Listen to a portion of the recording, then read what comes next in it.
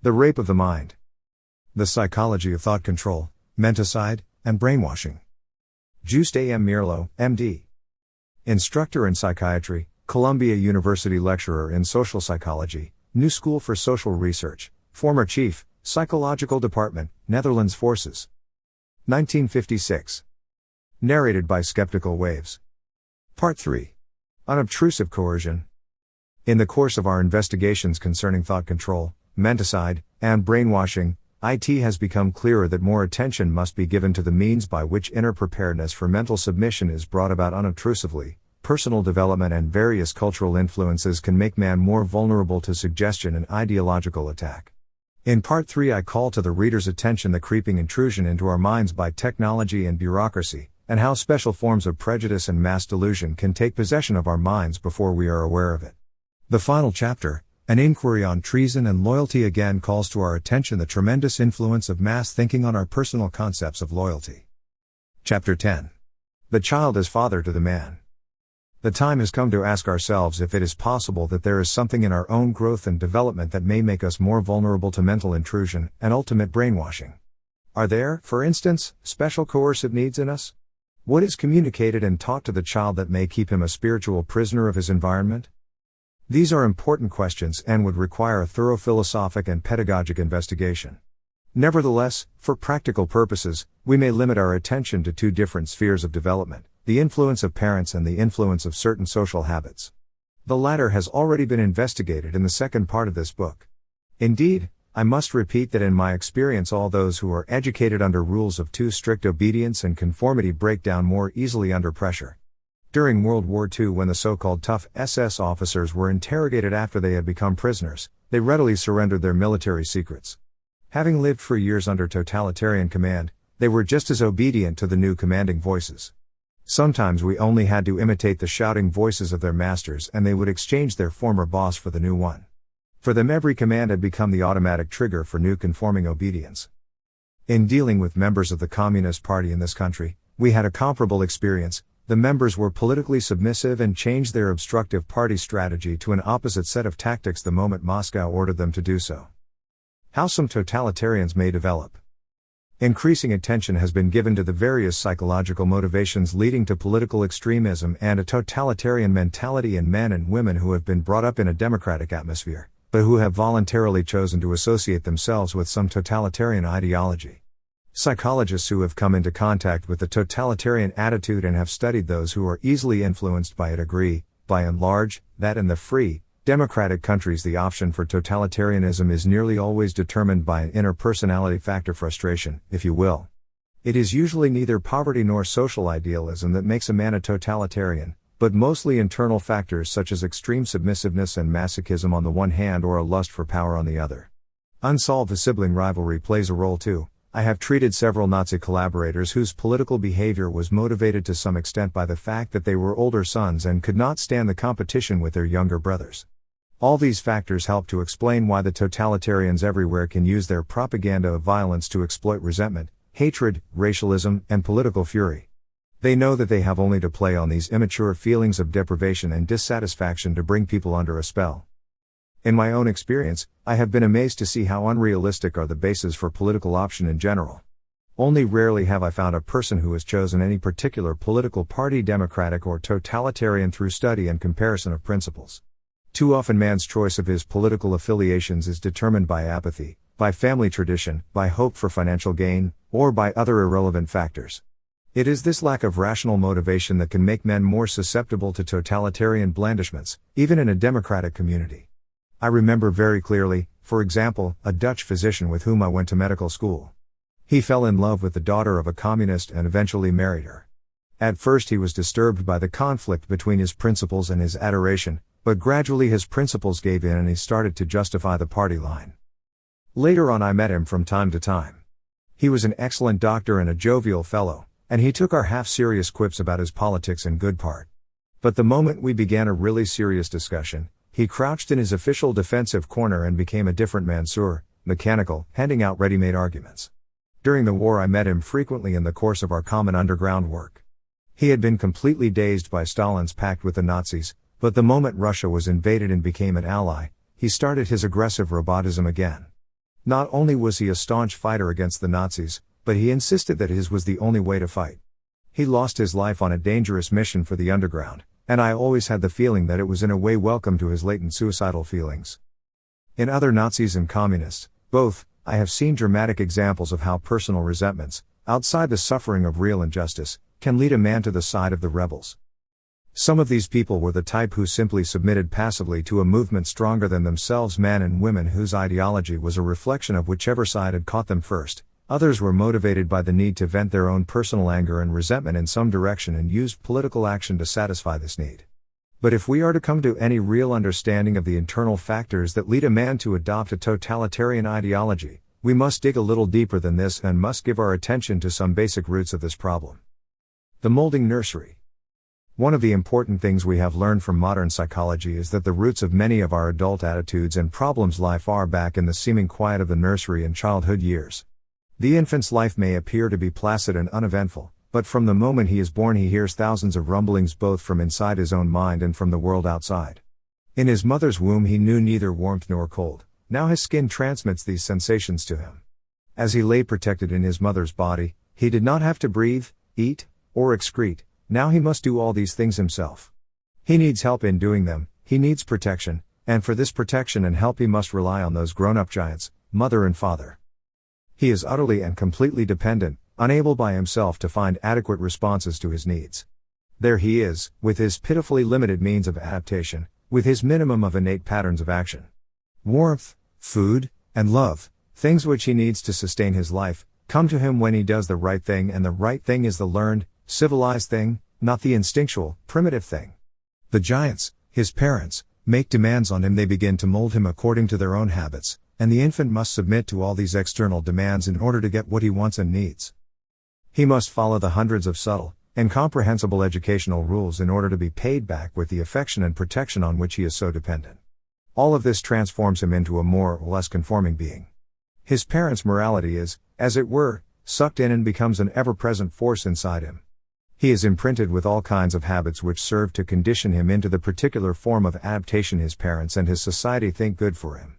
The forms his adult behavior will take are foreshadowed by the forms his parents' behavior take. The patient mother imprints patience on her child, the anxious, compulsive mother imprints tensions on hers.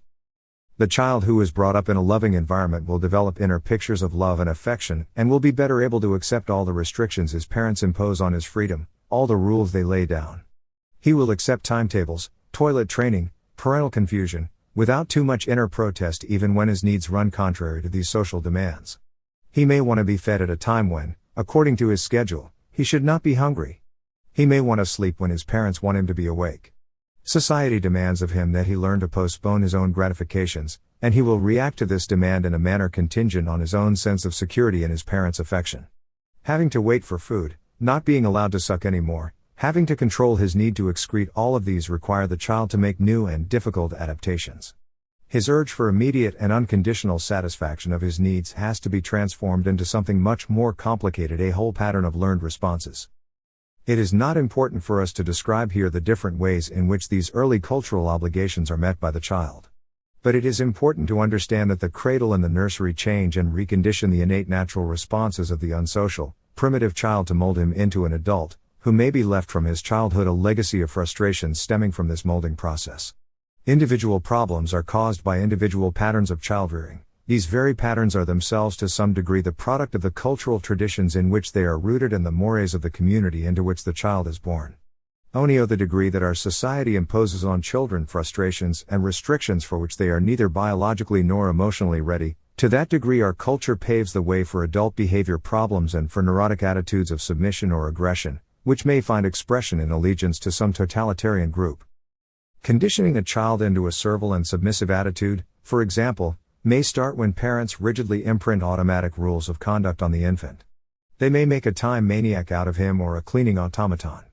They may compel him to speak too early or to be silent when his voice itches to burst out of his throat or to sleep when his body is throbbing with the energy of wakefulness. Such parents impose on their child a constant feeling of guilt. He feels disturbed and unhappy every time he does not comply with their demands. And at the same time they force him to love them even when they are disagreeable. They may compel him to apologize for behavior which seems to him to be perfectly acceptable. They may demand that he confess to crimes which do not exist as crimes for him at his age. Some techniques of brainwashing can be seen at the cradle. The parents may cross-examine him, tie him to their apron strings, or keep him constantly under their eyes. With their solicitous attention they never leave him alone to enjoy feeling of being secure with himself. The helpless child in such an environment becomes emotionally insecure. In exchange for more borrowed security, he becomes more conforming and submissive, although this conforming behavior covers up tremendous inner protest and hostility. When parents do not permit a child to express his instinctual needs openly and directly, they force him to look for other ways to express them. If during his early training, which may start on the day of his birth, the infant encounters endless restrictions to the direct expression of his needs, he will try to communicate these needs in indirect ways through tension, restlessness, and crying. Instead of being able to use natural outlets for his instinctual drives, the child is permitted and conditioned to act only through suppression and control of the drive.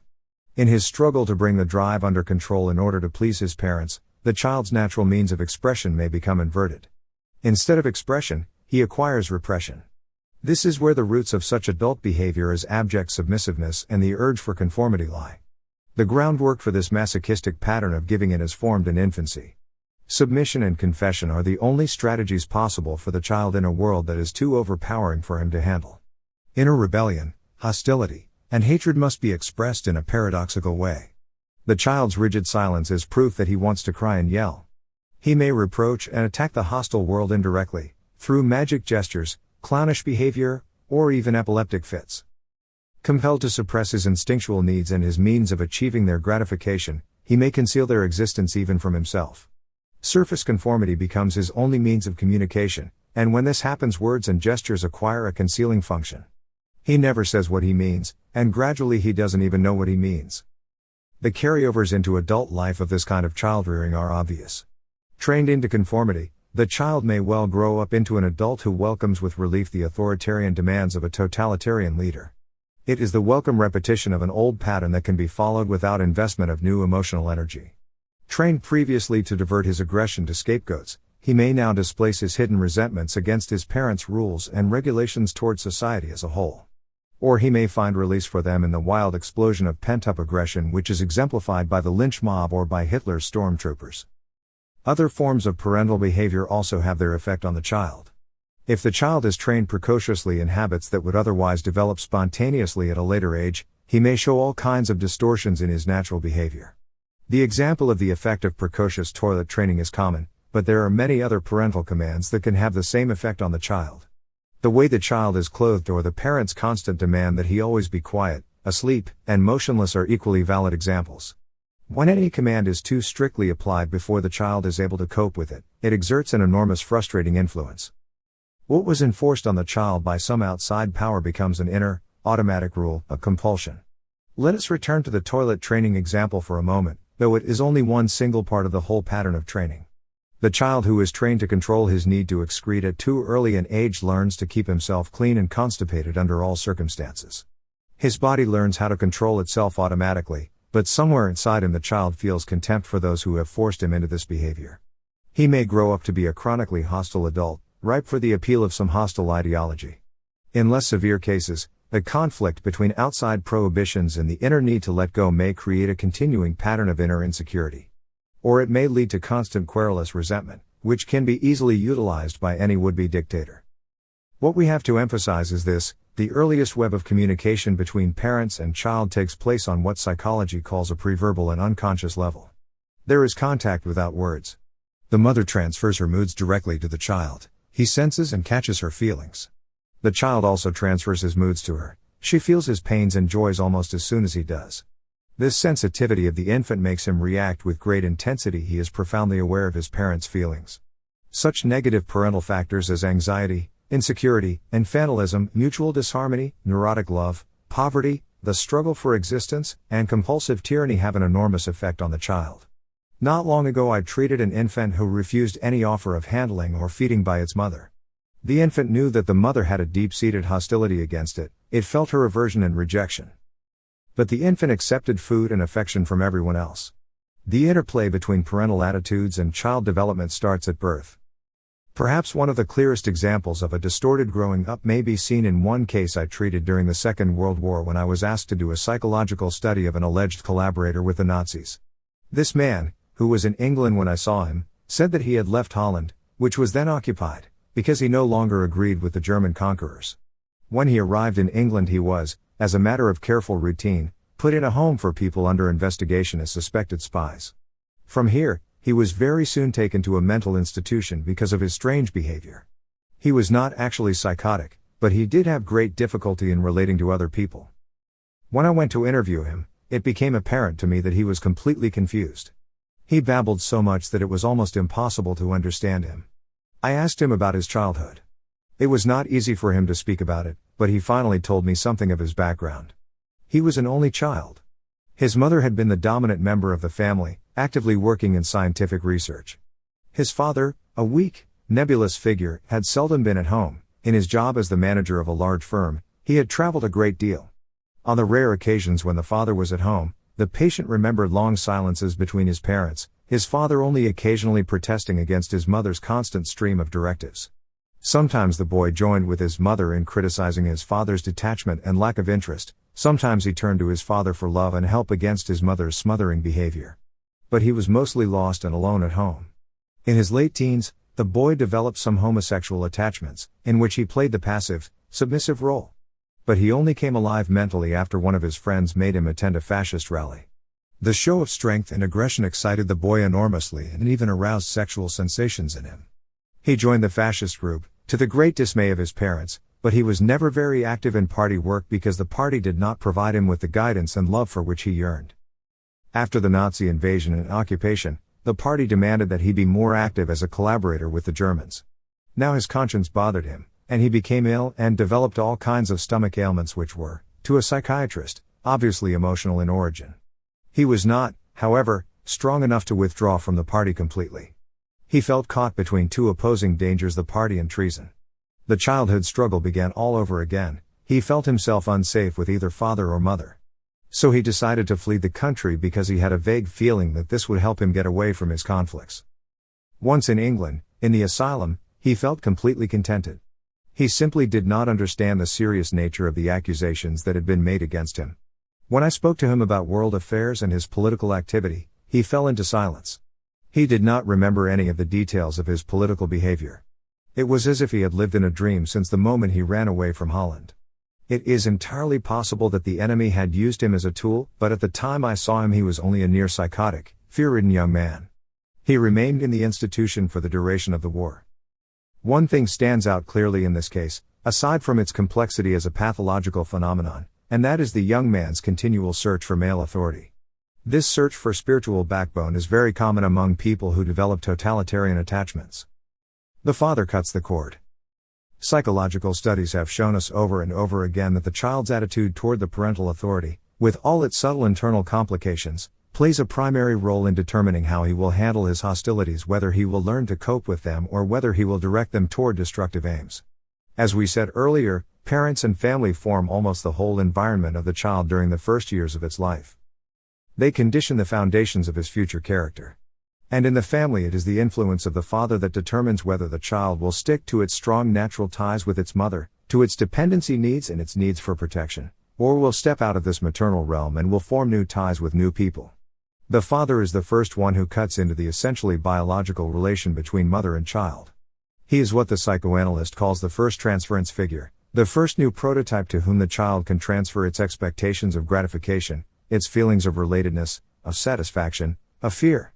This first new trial relationship with the father giant may become the conditioning prototype for every subsequent social relationship. The child's initial relationship with its mother is purely biological and symbiotic. The womb is replaced by the crib. The mother is the know-all and do-all. Psychoanalysis describes the child's relationship with its mother as one of oral dependency because the helpless infant is completely dependent on the food, care, and warmth the mother provides. The little human being's dependency need lasts longer than that of the other animals. It is this fact that makes man gregarious, dependent on cooperation with others. The father brings a third person, who has no part in this relationship of biological dependency, into the life of the child. When he cuts into the child's relationship with its mother, He is cutting the psychological umbilical cord just as the doctor cuts the physical one when the infant is delivered. First, he gives the child the opportunity to transfer feelings and expectations to him. Later, he brings the child more actively outside the maternal realm and teaches him more and more about social relationships.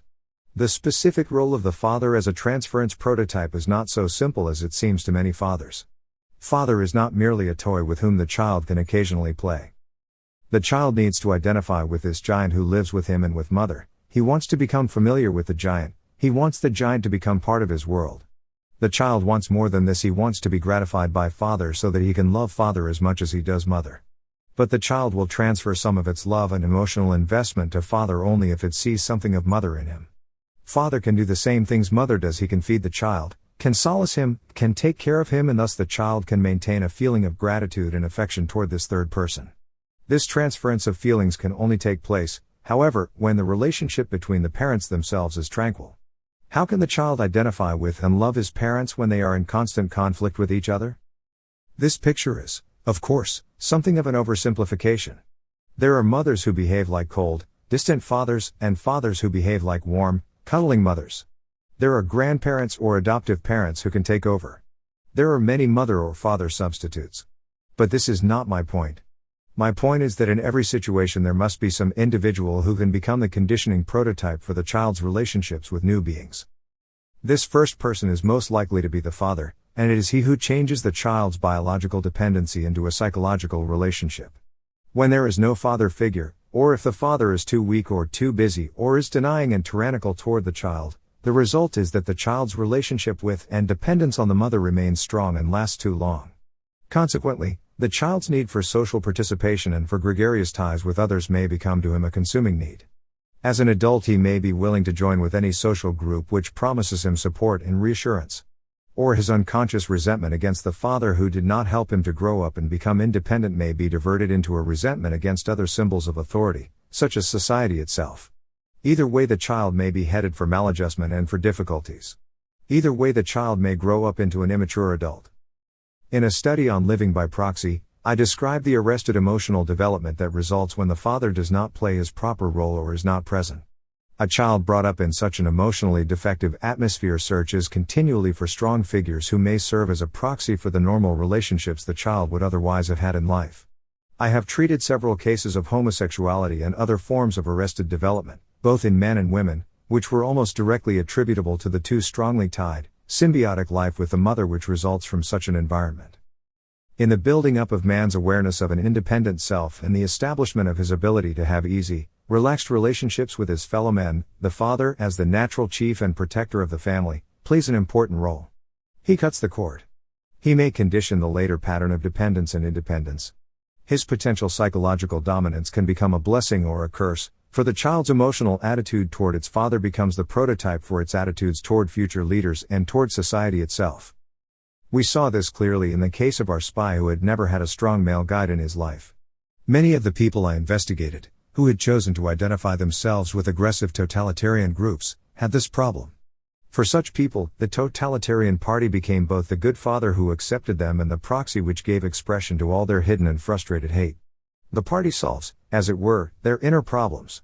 Parental conflict in early childhood, inconsistency, and a threatening, unloving attitude toward the child pave the way for rebellion and submission, and a repetition of this pattern later in life.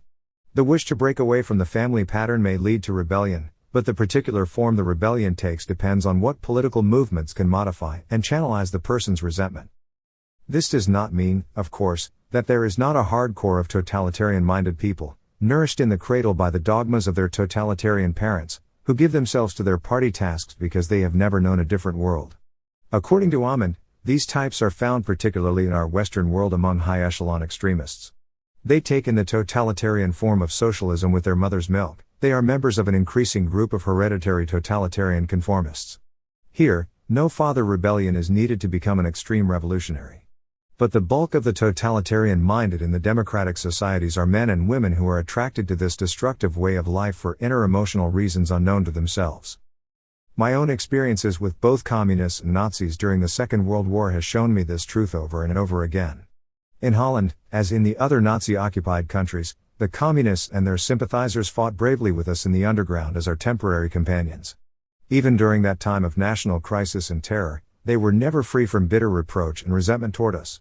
They insisted that their ideology was the only correct one and showed, sometimes openly, sometimes covertly, that when the Nazis were defeated, they would renew their struggle against the social order. Let me give just one example to illustrate this point. One of the communists was a very brave physician, not the same man about whom I spoke earlier. He had killed a Nazi leader, and later he himself died a horrible death. Here was a grown man who had never been able to overcome a certain adolescent self-righteousness and aggressiveness. On the very night when, in deadly peril, he sought refuge in my home, he felt compelled to engage me in a long theoretical political discussion with him, full of bitterness. He disdainfully reproached the other resistance groups because they did not share his political views. His views and ideals, I must say in all justice to him, seemed sincere to me, but he was filled with so much unresolved hostility toward the government of his fatherland that he was ready at all times to overthrow it. The core of his fallacious reasoning I found was the confusion about ends and means in the struggle for social justice. For him, tactics and strategy had become more important than the final aim of peaceful coexistence between men on earth. His violent death after murdering an SS officer was partly the result of the fact that he pursued tactics beyond the strategic needs of the moment. True, in the end he gave his life for his ideals and for his native land, but up to the end he carried a bitter grudge against all those who were not in complete agreement with everything he thought and felt. It was that personal grudge and hostility which led him to bad planning and his ultimate fate. Most of us are not clearly and completely aware that alongside our wish to be good, adjusted citizens, we also have hidden wishes to violate our allegiances to the social formation of which we are members. These wishes are not based on reason and intelligence, they are purely emotional.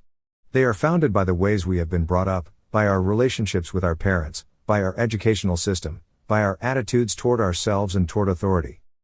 But all men who adhere rigidly to any set of political convictions, and especially those who have embraced some totalitarian ideology, believe that their attitudes emerge from rational conviction and are the result of normal intellectual development.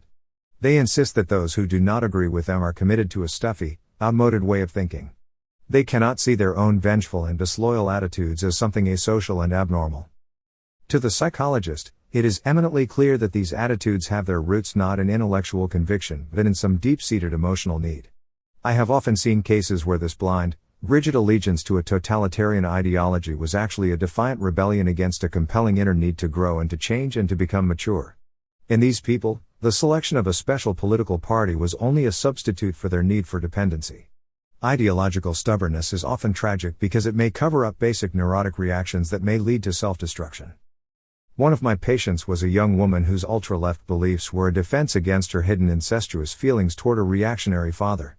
It took protracted therapy to bring her to an understanding of the real nature of her difficulty and to get her to see that there was nothing shameful or disgusting about the infantile love and resentment she was trying to conceal through her political behavior. The need for authority, when it is not understood, and the confused resistance to authority are the roots from which the totalitarian attitude may grow. Whenever the father leader fails, he sets up a pattern of future trouble with authority. Instead of a mature relationship with his fellow men, the child becomes an adult who is forced to choose the tyrannical totalitarian tie to keep his inner tensions in check. Whenever there is parental conflict, the child grows into an adult burdened with conflicts who may be eager to accept the simple solutions totalitarianism offers. Whenever there is parental compulsion, which gives the child no chance to develop its own attitudes and evaluations, the child grows up into a conforming adult, whose entire life may be spent in a search for outside authority, for someone to tell him what to do.